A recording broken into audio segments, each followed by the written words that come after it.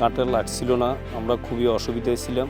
আমাদের নিজের ঘাটে আসতে পারতাম না, অন্ধকার ছিল। অনেক রকমের এই ঝড় বাতাসে আমরা বাধাবিন্দু পড়তাম। এখান থেকে আমরা অনেক অন্য জায়গায় চলে যেতাম। অনেক কষ্টের বিনিময়ে আসতে হইতো। যখন অন্ধকার থাকে ঘাটে আসি, তখন তো কোনো লাইটের ব্যবস্থা নাই, জাল ছড়িয়েই যেত এখান থেকে। আমাদের নৌকা থেকে ইঞ্জিল থেকে ফাঁসগুলো কুড়ি নিয়ে যেত, তেলগুলো এড়িয়ে গেলে নিয়ে যেত। আমাদের বাড়িতে অনেক দূরে ঘাট থেকে, তখন এগুলো চুরি হইতো।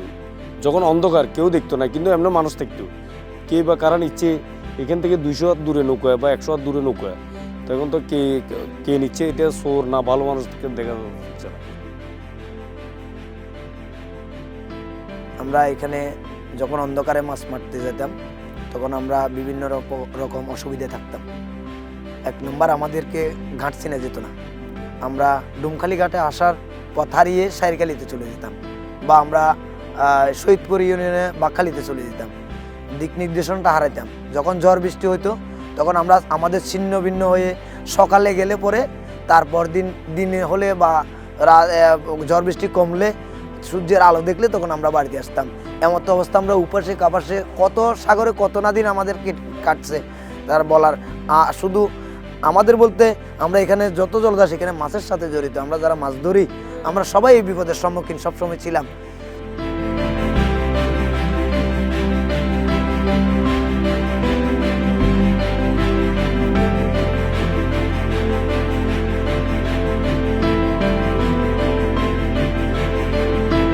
লাইটটা দিছে যে আমাদের অনেক উপকার আসছে। এখন প্রথমত আমাদের যে ঘাট ডুমখালি ঘাট, এই ঘাটে আসতে আমাদের কোনো অসুবিধা হয় না। আমরা সোজা এই লাইটের দুধ দিয়ে একটা রাস্তার মতন হয়ে গেছে। এই লাইটের আলো দিয়ে আমরা ঘাটে ঠিকঠাক মতো আসি। আমাদের এটা খুবই উপকারে পড়ছে। এখন আমরা কোনো দিকে আর যাওয়া লাগে না। তারপর মাছ বেচা কিনার, এখন যে আগে যে বলতো এই ভাই সেই ভাই অন্ধকার থেকে মাছ নিয়ে যেত আমাদেরকে তো হুমকি দুমকি দিয়ে, এখন আশা করি আর পারবে না।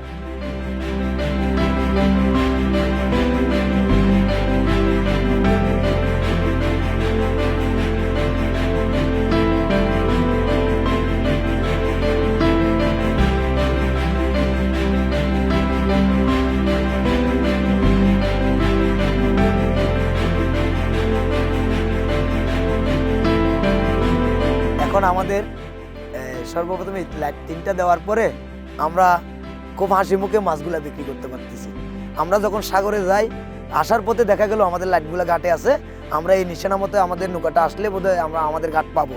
জালে তো আমাদের সম্বল, তো জালগুলো আমরা যখন সাগরে বসাই, এগুলো কয়েকদিন পর পর কয়েকটা অংশ নষ্ট হয়ে যায়।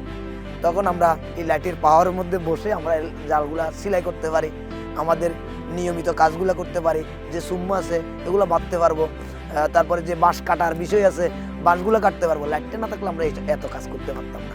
এখন আমাদের কাছে খুশি লাগতেছে, হয়তো আমরা দূর থেকে দেখি অনেক মানুষজন আছে, আমার মাছগুলো নিয়ে গেলে বোধহয় বিক্রি করতে পারবো।